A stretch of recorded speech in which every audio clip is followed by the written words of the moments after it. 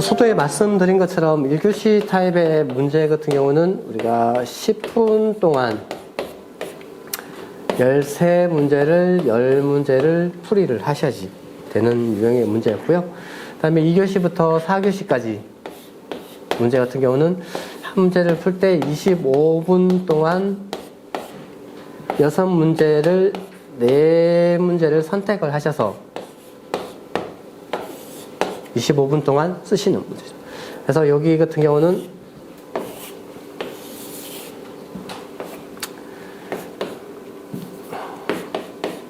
시간, 문제당 시간은 이렇게 되고 이 선택, 문제 개수, 선택은 이렇게 되는 거고, 다음에 페이지 수. 페이지 수는 여기는 1에서 1.5페이지, 다음에 여기는 2.5에서 3페이지 정도로 작성을 하고, 보통 한 페이지, 3페이지 정도로 선택을 하는 답안 유형이 나오면 되겠습니다. 그리고 가장 기본적인 사항이 제가 뭐 수업 시간에 말씀드리지만 또 시간 이내에 적정 페이지에 대한 작성의 개수, 이게 필수적인 사항이라고 말씀드렸습니다. 그래서 뭐 내가 전체 이렇게 해서 10페이지 정도, 여기서 12페이지 정도가 나오게 되는데, 내가 14페이지를 썼는데 9문제를 선택했다. 그러면 합격 못합니다. 네. 여기서 14페이지를 썼는데 3문제밖에 못 풀었다. 그러면 합격 못하십니다. 네. 이 시간 이내에 이 페이지의 양으로 요 문제들을 다 풀이를 하셔야지 되는 게 기술사에 대한 기본적인 사항이고요. 요걸 했을 때 그 다음에 두 번째로 이게 기본적인 대전제에 대한 사항이고, 두 번째로 우리가 이제 정의 부분, 목차 부분, 다음에 그 키워드, 이런 것들이 다 들어가는 형태가 되면은 답안이 기술사 답안에 우리가 보셨던 형태로 나오게 되는 사항이 되겠고요. 1교시 문제도 전반적인 내용을 보시면 되고요.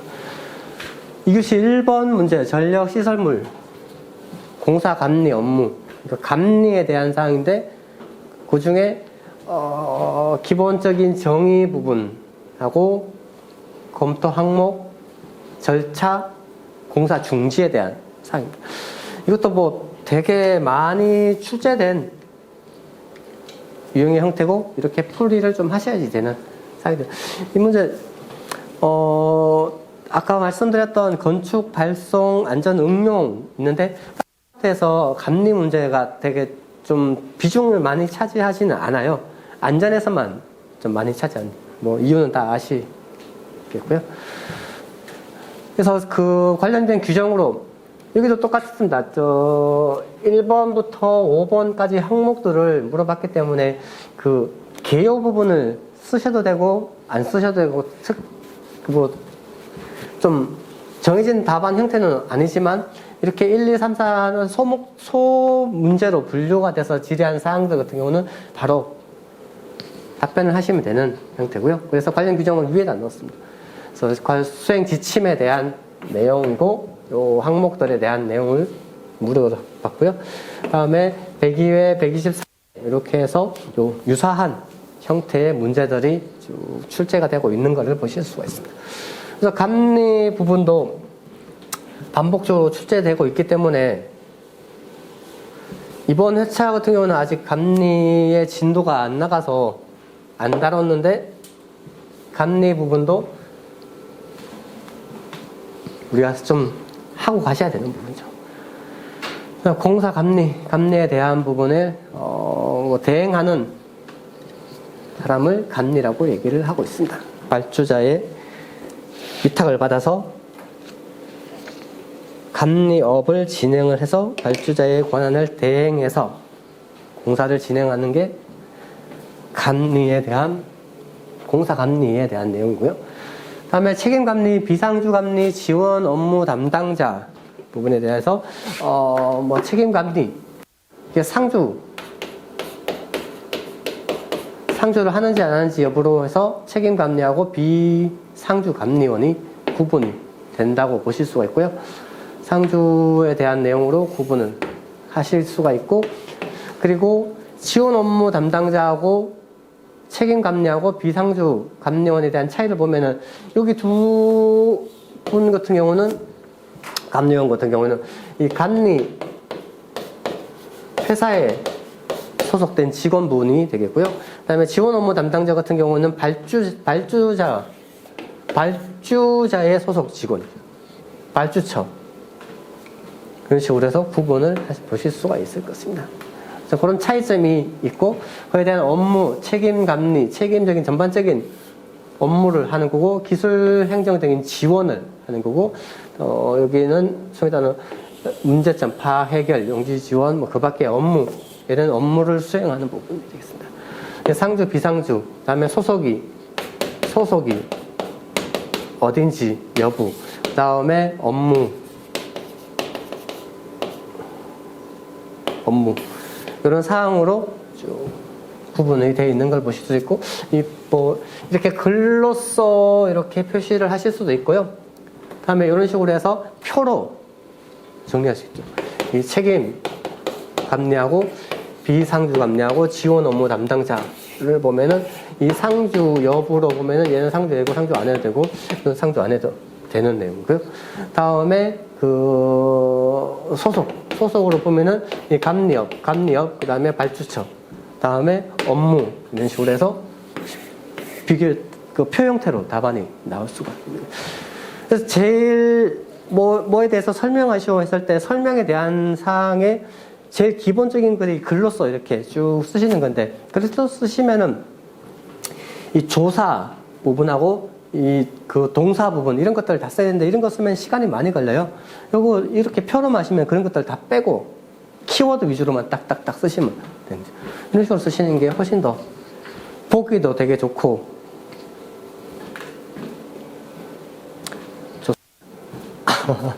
네. 그다음에 착공 신고서 검토 항목에 보면은 검토해야 될 내용들은 되게 많은데 그 중에 부분 착공 신고서 제출에 대한 적정성 여부의 검토 이 부분을 발췌해 와서 좀 정리를 했습니다.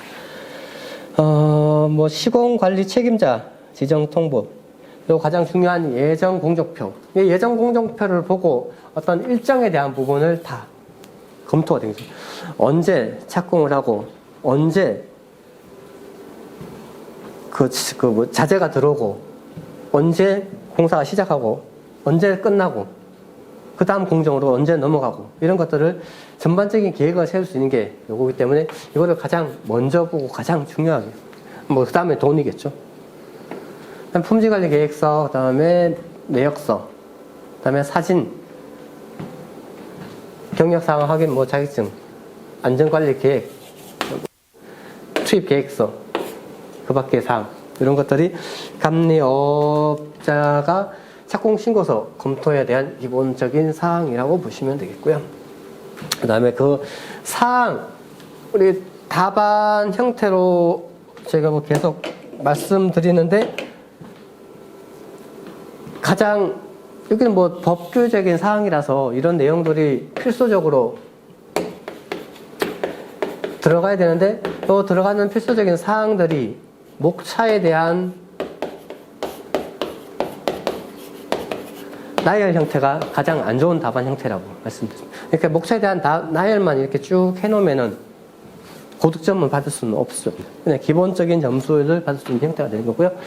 그다음에 감리원 착공성 여부에 대한 검토해서 세부적인 사항, 착공 공사 기간이 어떻게 되어서 착공 준공에 대한 전반적인 내용, 기성이나 금액에 대한 돈에 대한 처리는 어떻게 해야 되는지에 대한 지급에 관련된 사항, 그다음에 문서, 그다음에 적정성 여부에서 어떤 법규에 대한 유의적인 목차에 대한 항목의 나열 부분의 세부적인 사항들을 이제 추가적으로 기술적으로 이런 것들은 그 감리나 비슷하게 공사를 하셨던 분들 같은 경우는 요거를 응용을 해서 자기가 과거에 했던 업무를 좀 적용해서 쓰시면은 썰 푼다고 그러죠. 이 썰 푸시면은 답안 형태가 좀 쭉 채워지는 그런 부분이 되겠습니다. 그래서 앞에서 했던 뭐 공사 시작 전 사진 해서 뭐 잘 나오도록 촬영을 하고 이게 전중 후 사진으로 기록에 남겨서 나중에 제출해야 되는 그런 뭐 쓰실 수 있는 내용들 많이 있는 거죠. 딱 정해져 있는 답안이 아니라 그에 대한 기본적인 검토 사항이니까 검토를 어떻게 되는지에 대한 내용 이런 것들로 쭉 보시면 되고요. 그다음에 감리원의 검사 절차 쭉 해서 이게 항목 그 플로차트 식으로 했는데 플로차트 식으로 된 답안 형태도 상당히 좋은 형태입니다. 이런 건 뭐 기본적으로 우리가 다루고 있는 업무 지침서에서 지침서에서 제공을 하는 기본적인 플로차트 이런 것들은 좀 숙지를 하셔야지 되고요. 그에 대한 항목들로 해서 이렇게 쭉 순서대로 했습니다. 책임자 지정, 검사 요청서 제출, 현장 검사, 검사 통보, 합격하면 담착공하고 아니면 불합격에 대한 사유를 해서 보완을 조치를 하고 그에 대한 부분을 이해를 할 수 있게 설명을 하고 그에 대한 부분을 조치를 확인을 받고 뭐 이런 전반적인 내용에 대한 사항 이런 것들도 쭉 보시면 되겠습니다. 그다음에 공사 중지 명령, 중지 명령도 자주 출제되는 문제 중에 하나죠. 그래서 우리가 어떤 이상이 생겼을 때, 뭔가 달랐을 때, 그에 대한 부분으로 공사 중지를 할 수 있는 사항이고요.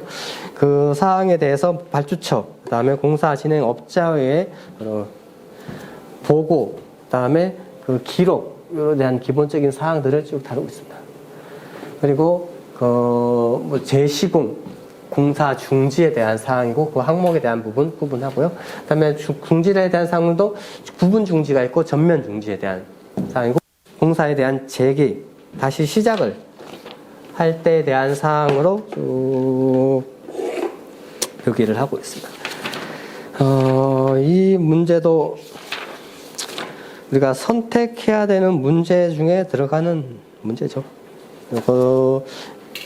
감리 문제 중에서도 좀 기본적인 문제라고 보시면 되겠습니다. 그것도 선택을 좀 해서 작성을 하셔야지 되고요. 그 다음에 산업안전보건기준에 관한 규칙에서 사전조사 및 작업계획서 작성을 하는 13가지 작업 대상 작업과 전기 작업에서 그 작업계획서에 대한 내용에 대한 사항인데, 이거는 좀, 그 자료를 찾아봤더니, 수업 시간에 저희가 그 93회부터 128회까지 엑셀로 정리된 파일을 드렸습니다. 그 드린 파일 중에 이 셀을 다 선택을 하신 다음에 찾기, 컨트롤 F 눌러가지고 찾기를 해보면은 이 키워드 되는 작업 계획서, 사전 조사, 뭐 이런 내용으로 검색을 딱 해보면은 몇 회, 전체 검색을 보면은 몇 회 언제 출제되는 건지가 쭉 항목으로 나오게 되죠. 이거 조사해봤더니 이 항목으로는 출제가 된 거는 없습니다. 그래서 처음 출제가 되고, 관련 규정 같은 경우 산업안전보건에 관한 규칙 38조하고 그 첨부 표 4에 대한 사항의 정기적인 작업에 대한 내용을 지원 내용이 되겠습니다. 사업주는 작업을 하는 경우 근로자의 위험을 방지하기 위해서 해당 작업, 지형, 집안, 지층, 형태 이런 것들을 사전 조사하고 그 결과를 기록 보존, 그래서 작업 계획서를 작성하고 그 작업의 계획대로 작업을 하도록 명시를 하고 있는 사항이 되겠습니다. 13개 항목 대상, 우리 그 선생님하고 산업안전 지도사 할 때 다뤘던 그 사항이죠. 네. 예, 지도사에 나오는 문제, 뒤에 4교시 문제인가요? 그게도 지도사에 나오는 문제, 그 활산에서 그 범위, 그것도 지도사에서 나오는 문제인데, 특이하게 기술사에서 좀 이렇게 출제가 되는데, 전기에 대한 사항 보시면은 5번 항목 말고는 전기에 대한 사항의 직접적인 연관성이 좀 없는 문제라고 보시면 됩니다. 주사 문제가 지난 126회 나왔는데? 작업 계획서에 대한 내용으로는 조사 및 작업 계획서는 안 나왔어요. 작업 계획서는 그렇지 네. 장작업에서 나온 거 지난번에 나왔어. 네. 그래서 좀 이런 유형의 문제 같은 경우는 저는 좀 버리라고 말씀. 네, 이걸 갖고 간다고요? 이렇게 공부하시면 어려워요. 힘듭니다. 이게, 예, 좀, 근데 이게 보시면은, 우선순위에서 그렇게 좀 그러니까 우리가 앞에서 했던 이 기본적으로 다루는 기본 문제가 있고, 그 다음에 우리가 심화시켜서 차별화를 시킨 가져가는 문제가 있고, 그 이외에 기타 문제가 있는데, 이런 문제 같은 경우 기타 문제로 들어가는 거예요. 근데 이게 뭐 중요성이 낮아서 이게 중요하지 않기 때문에 기타 문제로 들어가는 게 아니고요. 우리가 시험을 합격하려고 그러면은 일정한 기간, 2년에서 3년 동안 공부를 한 다음에 60점을 넘기 위한 공부를 해야 되는데, 이런 문제까지 가져가시면 이 범위가 너무 넓어진다는 거죠.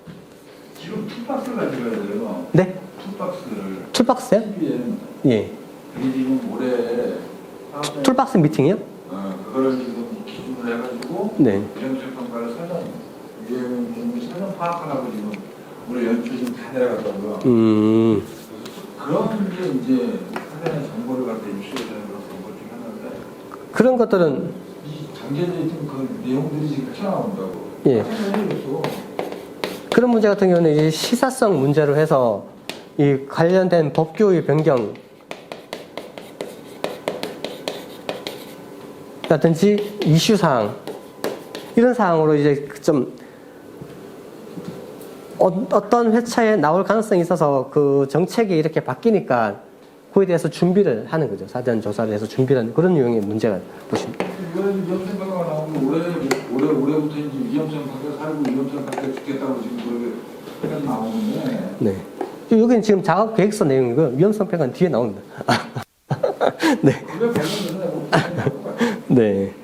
그래서 그렇게 해서 13개에 대한 항목을 넣어주시면 되는데, 여기 보시면 어쨌든 우리는 전기 안전이잖아요. 전기 안전 기술사. 안전인데 전기 파트에 대한 안전의 관점에서 좀 봐주시면 좋겠습니다. 그래서 전기 작업 50V를 넘거나 안전전압이죠. 안전전압 50V. 우리 시세 유기전압 뭐 이런 거 할 때 설명을 드렸던 안전전압과 전기의 에너지가 250VA를 넘는 경우 한정해서 우리 전기 작업에 대한 작업 계획서에 대한 조사, 뭐 터널 불착, 교량, 채석 작업, 전기 안전에 중요한 사항이죠. 네.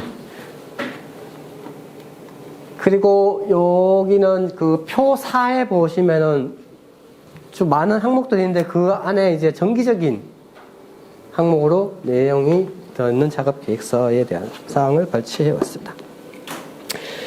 전기 작업에 대한 목적과 내용, 다음에 근로자에 대한 자격, 적정 인원, 다음에 작업 시작 전에 대한 필요사항, 정보 위험성에 대한 사항이고요. 다음에 전로의 차단에 관한 작업 계획 및 전원 재투입에 대한 사항. 보시면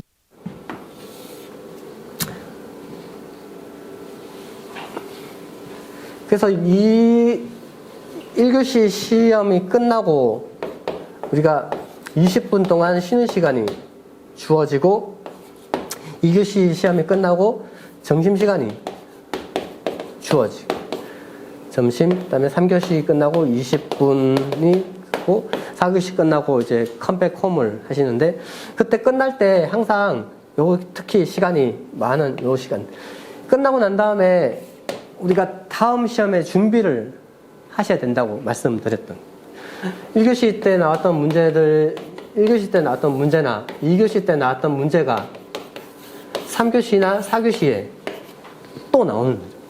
앞에서 보시면 우리 정전기 대한 문제도 나왔고 여기서 보면은 전원에 대한 재투입 부분이 나오죠.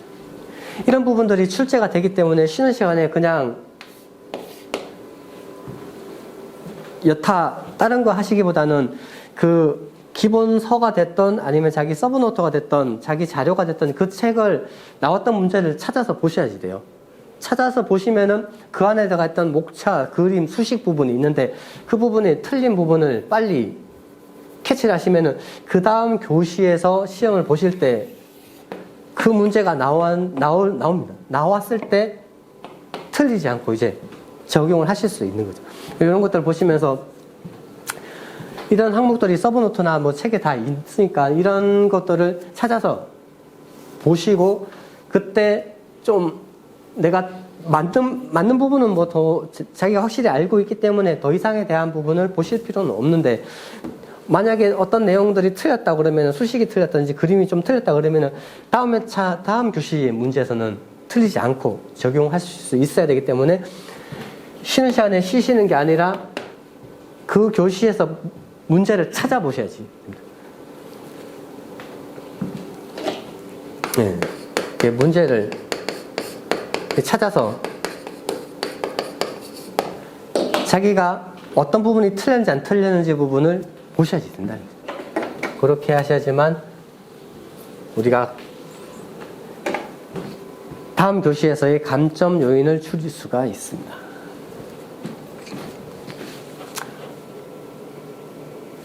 다음에 절연, 보호구, 방어구, 활선 작업 기구, 장치, 준비, 점검, 착용에 관련된 사항.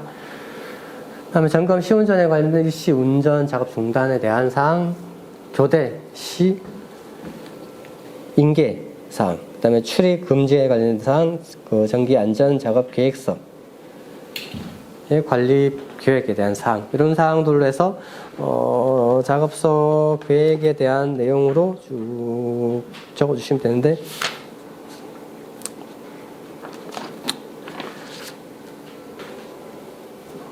쉽지 않죠? 이게 네. 꼭 전기 작업이라고 돼 있잖아요. 네. 이 목차는 네.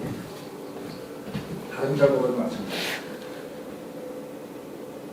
중랑물 취급 작업에 대해서 예. 작업객수에 대해서 설명하시면 요 목차를 뭐 그럴 수 있는데 우리는 뭐 전기 이외에는 크게 관심이 없으니까요. 시험을 그러니까 그 현장 그러니까 일선 현장에서 하실 때는 업무하실 때는 당연히 산업에 대한 안전 부분을 다 다루는데 우리는 산업에 대한 안전보다는 전기에 대한 안전을 다루고 있기 때문에 여기서는 전기에 대한 관점으로 보시는 거죠.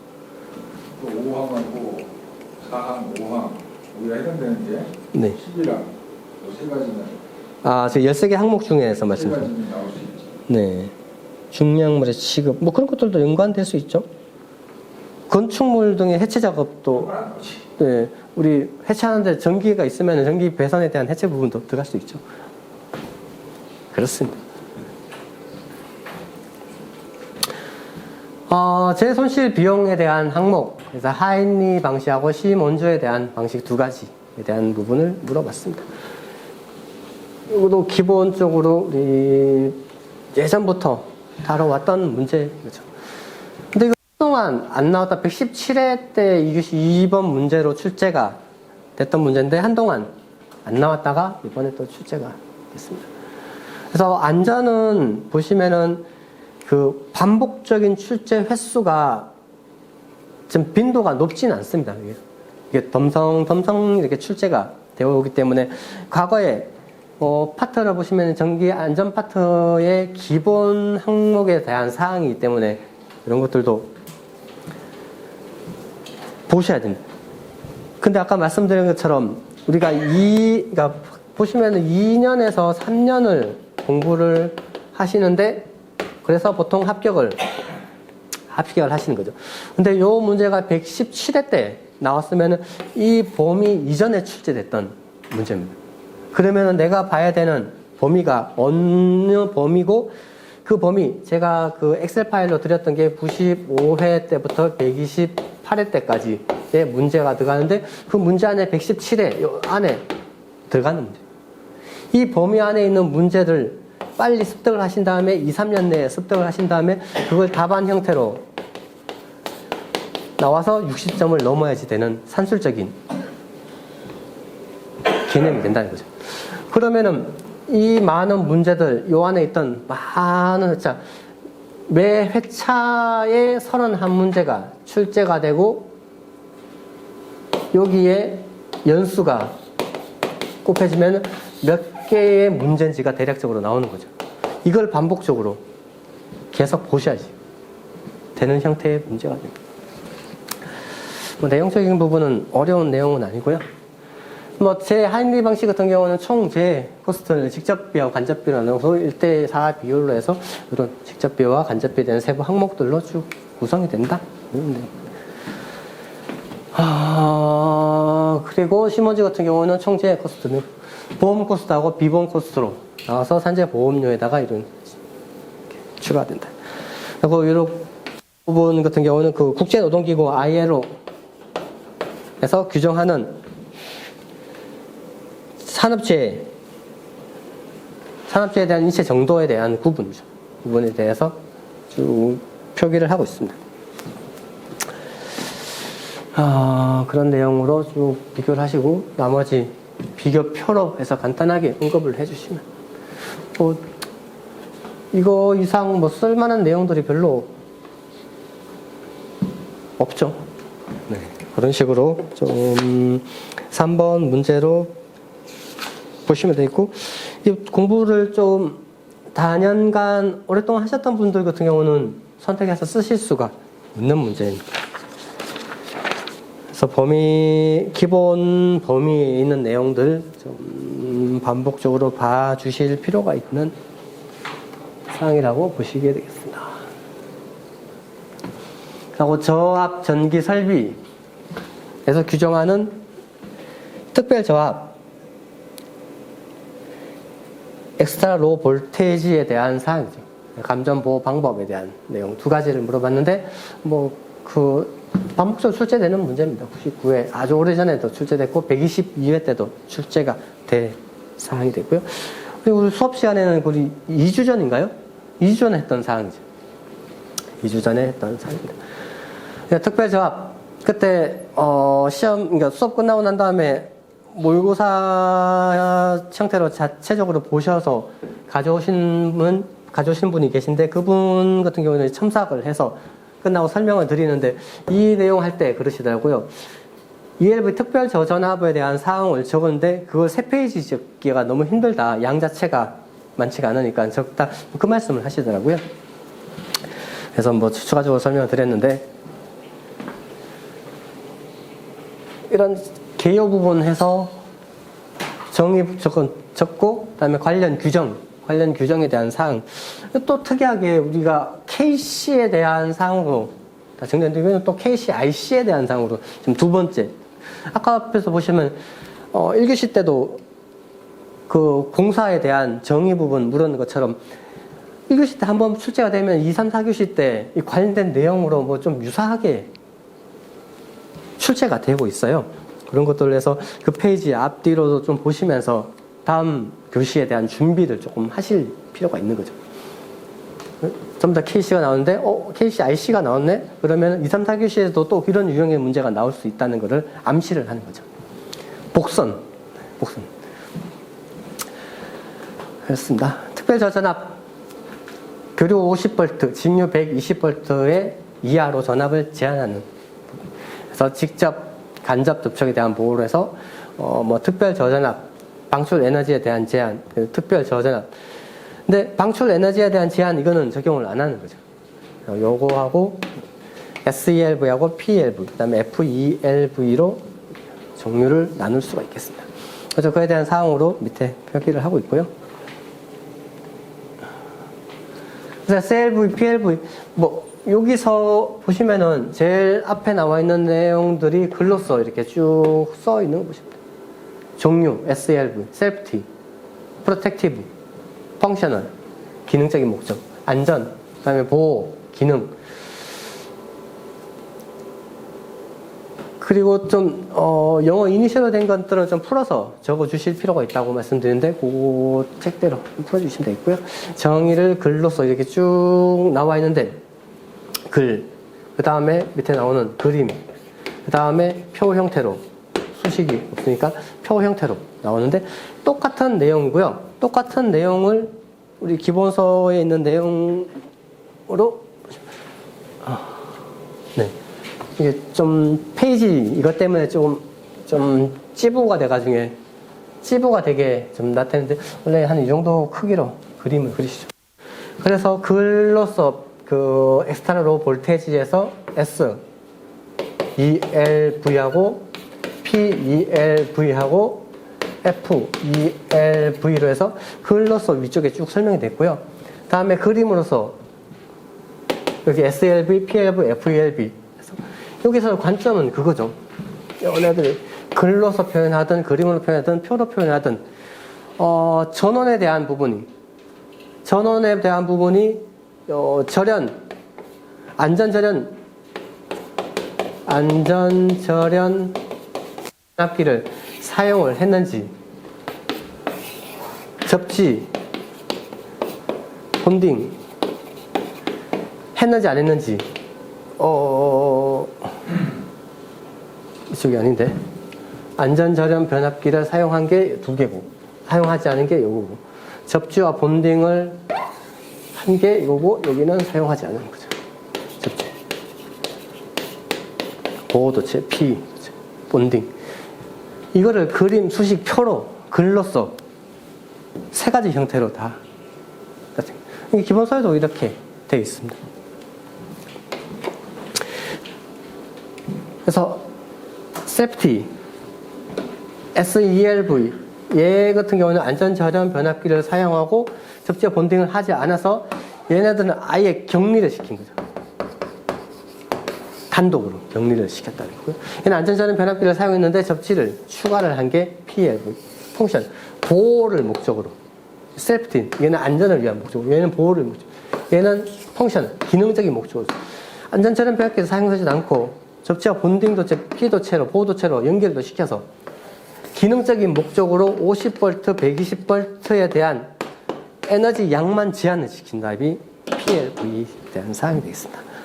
그에 대한 전반적인 사항을 글과 그림과 표로서 나타낸 거고요. 그 다음에 감전보호 체계, 여기 IC에서 얘기하는 감전보호 체계, KC에도 나오고, 안전공사의 지침에서도 나오는 내용이죠. 그리고 요거는 필수적으로 조금 해두시면 좋다고 말씀드렸습니다. 그 이유는 우리가 인체에 대한 이 감전에 대한 내용을 다루려면은 그 감전에 대한 위험성, 원인적인 부분, 위험성, 다음에 대책, 이 부분이 세트로 원인, 영향, 대책 부분이 나와야 되는데 그에 대한 내용으로 서두에서 표시하시기에 상당히 좋은 내용이 다 포함되어 있기 때문에 이거를 꼭 하셔야 되고 어떤 분류에 대한 사항이라든지 대책에 대한 사항이라든지 요 분류에 대한 사항이라든지 요 사항이라든지 요 사항 적용할 때 이걸로 들어가면은 그 범위 안에 들어가는 내용들을 다 적용했습니다. 예를 들어서 우리가 가장 중요하고 여기 중에서도 가장 중요한 많이 해야 되는 내용이 전원 자동 차단에 대한 사항입니다. 전원 자동 차단의 사항이 가장 중요하고 두 번째로 요 특별 저전압에 대한 사항이 중요하고 세 번째로 요 사항이 중요한 사항입니다. 이거는 너무 이거 이유는 수업 시간에 말씀드렸던 거고 그 다음에 전원 자동 차단에 대한 설명을 할 때도 감전 보호에 대해서 이 카테고리 여기까지 설명을 하시면서 이 범위에 대한 소용을 설명하겠다는 이 부분을 적용할 수 있다는 거죠. 그걸 한 예로 여기까지 내고 왜 중요한지는 그때 설명을 다 드렸었고요. 그런 식으로 하고 얘 같은 경우는 그 직접 접촉 사고, 평상시에 대한 사고보다는 평상시에 대한 감전에 대한 보호보다는 이 간접 접촉 사고 시에 대한 내용이 더 중요한 사항이고 이걸 더 중점적으로 출제합니다. 뒤에서 보면은 누적 차단기에 대한 내용도 그렇고 뒤에 4교시 때 나오는 문제 있죠. IB, IN, IZ, I2의 I 1.4와 IZ 그거 할 때도 자동 차단에 대한 내용으로 좀 연관지어서 쓸 수 있는. 그렇기 때문에 이 내용들이 상당히 중요한 사항이고 좀 필수적으로 암기를 하셔야 된다고. 어떤 형태로든 다 자기 답안이 이렇게 쓰실 수 있어야 된다고 말씀을 드렸습니다. 그래서 적용을 시킬 때가 되게 많기 때문에 그런 거죠. 그렇게 자동 감전 보호 체계에 대한 방법에 대한 내용을 하고, 방법은 요 밑에 부분 여기가 되는 거죠. 그래서 감전 보호에 대해서 평상시에 어떤 이격을 시키든 장벽을 시키든 옵스타클, 어떤 바리어, 뭐 접촉할 수 있게 막는 바리어를 선택을 하든 누진 차단을 선택하든 이런 것들이 쭉 선택이 되는 부분이고, 자동 차단에 대한 부분, 감전 보호, 간접 접촉에 대한 부분이 뭐 전원 자동 차단 중요한 부분. 이제 클래스 2 이중 강화 절연을 한 내용. 그다음에 비도전성 장소. 비접지 국부적 등전이 본딩, 우리 4교시 때 나오는 그 등전이 본딩에 대한 사항, 그다음에 그 전기적 분리에 대한 사항, 이런 것들로 해서 내용들을 표기를 할 수 있습니다.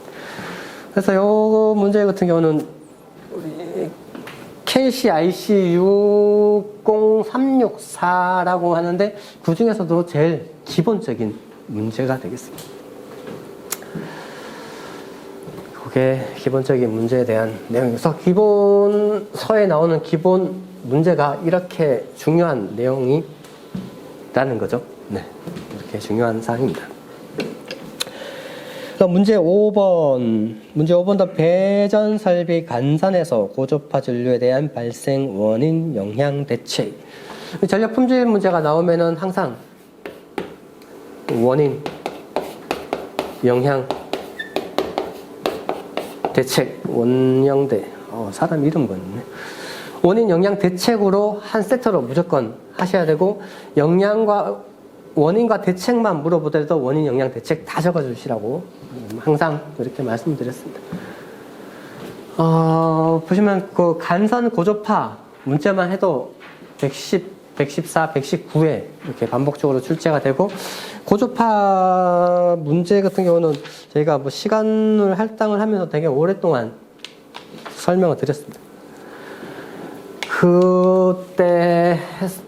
그때 그림으로 그려서 했던 게 발생원, 사이리스터처럼 이렇게 발생원, 그리고 델타 Q, 무효전력에 급격한 변화를 주는 전기로 와크로 이런 것들이 된다든지, 철심의 부하를 가져오는 이런 설비들이 원인이 되고, 기타 공진현상, 콘덴서에 대한 공진현상이라든지 이런 부분들이 고주파 발생원이 된다고 해서 설명을 드렸고, 그 발생원에 대한 영향 부분을 보시면, 우리 책에서 보시면은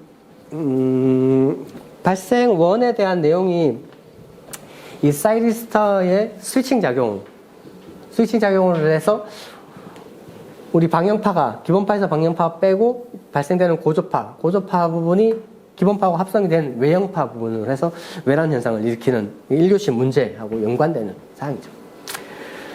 그리고 그거 하나에 대한 예를 이렇게 보통 들어서 요것만 설명하시는데 그 이외의 항목들이 많은 거죠. 그래서 무효전력에 대한 급격한 변화라든지 변압기 회전기 등의 철심의 이 자기 포화 특성이라든지 이런 자기 포화 특성 이런 것들도 설명을 해주시고 그런 것들도 추가적으로 적어주셔야 되고요. 그래서 영양 부분을 보시면은 영양 부분은 우리가 발생원도 여기 이런 부분에서 발생을 하는 거죠. 그러면서 증폭도 되는 건데, 발생을 하다 보니까 이 전류가 이렇게 흘렀다가 이렇게 흘러 나가서 이 교본을 하다 보니까 발생원에서 국한돼서 발생되는 게 아니라 전 계통에 다 영향을 준다는 거죠. 그래서 국부적으로 영양 부분은 국부적인 영향을 미치는 게 아니라 전체 계통에 다 영향을 줍니다. 그러다 보니까 변압기에 대한 부분도 영향을 줘서 이런 영향을 주고, 콘덴서, 중성선, 발전기, 기타, 계측기, 계전기, 차단기, 전기기기 전 계통에 다 영향을 주는 거라고 보시면 돼요. 그래서 그 고주파 부분은 하모닉스, 고주파 부분은 딱 한 개의 한 덩어리로 크게 분류를 하면은 그 범위 안에서 다 들어온다는 말씀을 드렸던 거죠. 그리고 대책 부분은 우리가 세 가지로 분류를 하는 거죠. 대책 부분. 대책 부분은 이 발생원, 그 다음에 개통층, 그 다음에 그 내량 강화, 세 가지로. 그래서 발생원 자체에서 문제를 해결하거나 얘가 개통으로 흘러나가서 IH 형태로 흘러나가니까 이 개통 측에서 뭔가를 대책을 하거나 아니면 피해를 받는 기기 자체의 내량을 강화를 시켜서 내량을 올리거나 이 세 가지 방식입니다. 그래서 발생원에 대한 대책으로 사이리스터 같은 경우는 우리가 펄스 형태로 나오기 때문에 N은 MP 플러스 마이너스 1로 해서 이 펄스 수를 크게 하면은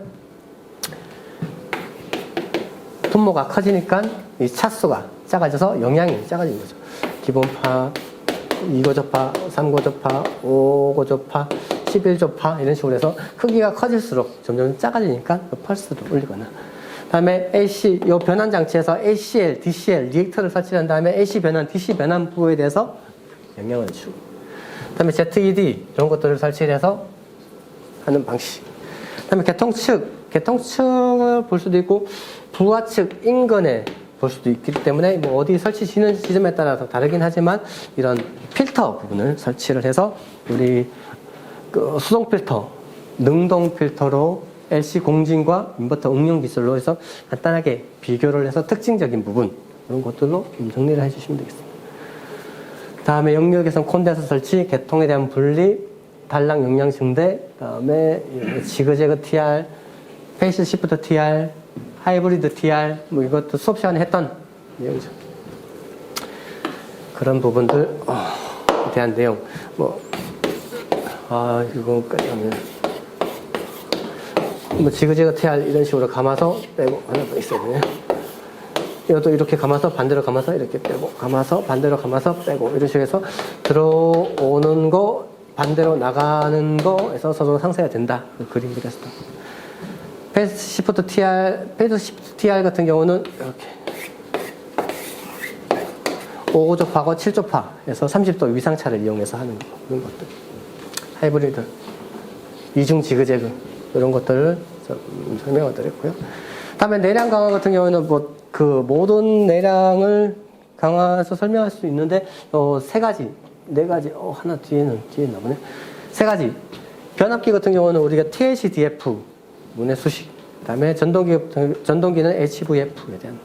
그 다음에 발전기는 I2EQ에 대한 사항. 또 자료를 추가적으로 드리면서 설명을 고조파 때 드렸던 사항입니다. 이런 것들을 답안 형태로 적어 주시면은 고득점이 되는 거고, 그렇지 않으면은 좀, 네.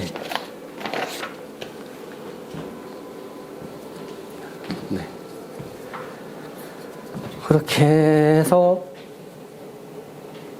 5번 문제도 고조파 기본 문제 들어가는 사항이라고 보시면 되겠습니다.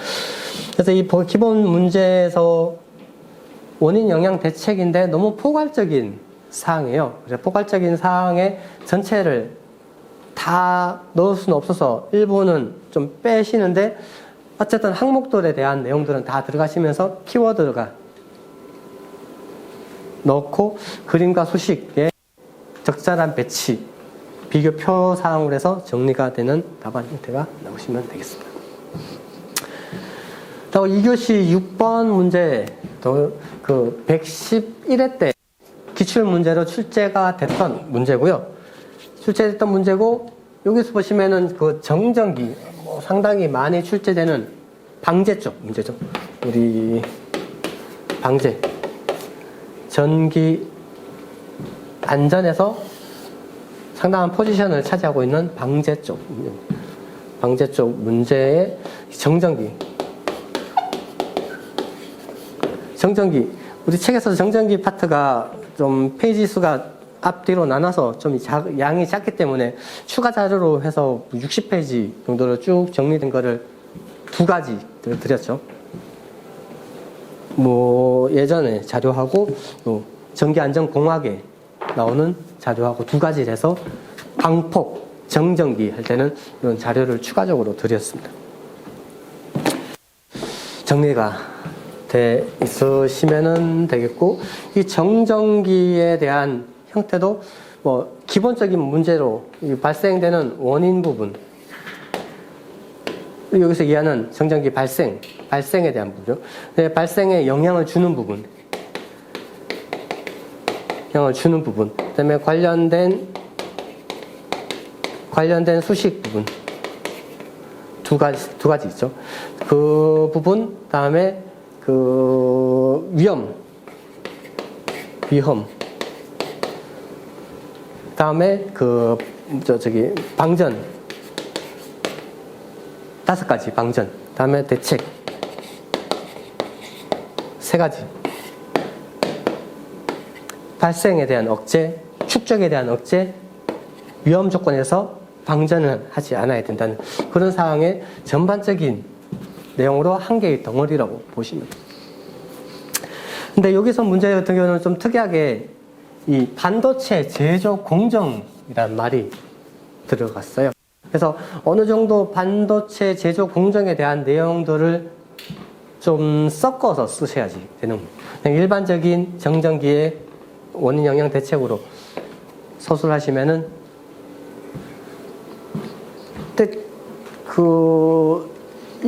여기서 안전에서 111회 때 나왔는데, 제 건축 전기 할 때도 이 문제가 반도체에서 나왔어요. 반도체 공장에서 정전기, 반도체 공장이 아니고 IB 센터가 나왔어요.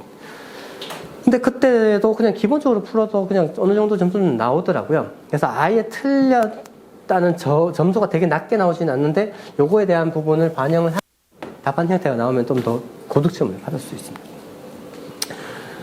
그에 대한 내용으로 반도체에 대한 내용, 내성 그 특징이 어떤지, 그다음에 저소비 전력화에 대한 내용으로 좀 간단하게 개요 부분을 해주시고, 반도체 공정에 대한 원인 영향 대책, 발생원. 어쨌든 정전기가 발생되는 우리 10가지, 발생원은 10가지가 있죠. 뒤에서 나오는 그 원인 10가지 뒤에 가서 할 건데, 제조 공정에 대해서 제작 자체, 공정에서 발생되는 부분, 그다음에 작업자, 참여자에서 발생되는 부분, 운전, 저장, 포장, 이 과정에서 어떤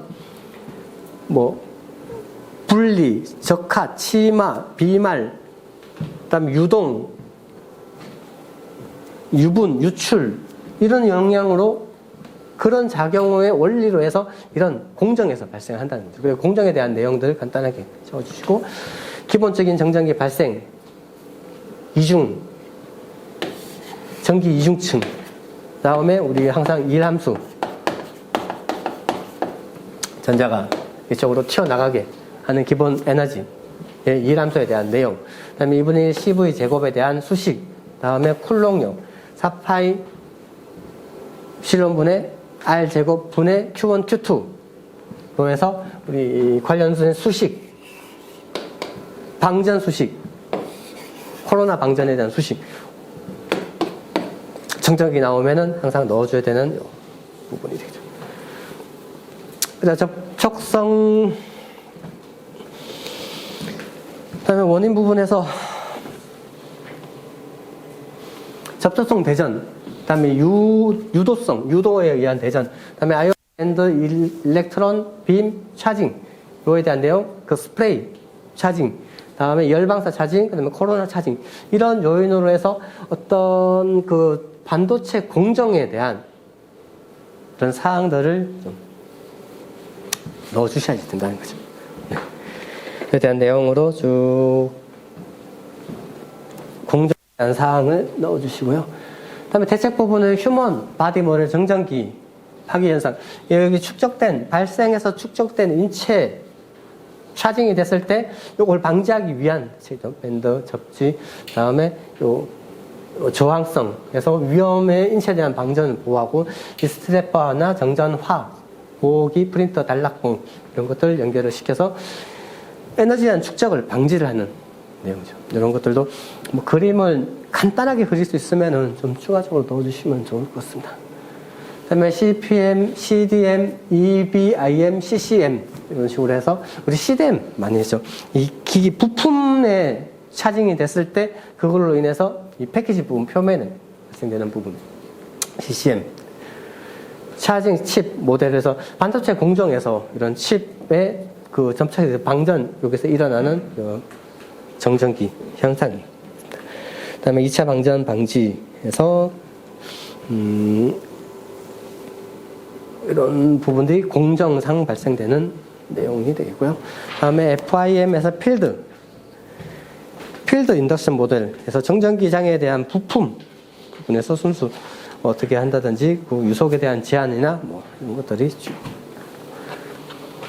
이게 내용이고, 나머지 일반적인 내용으로 좀 추가적으로 적어주시면 될 것 같습니다.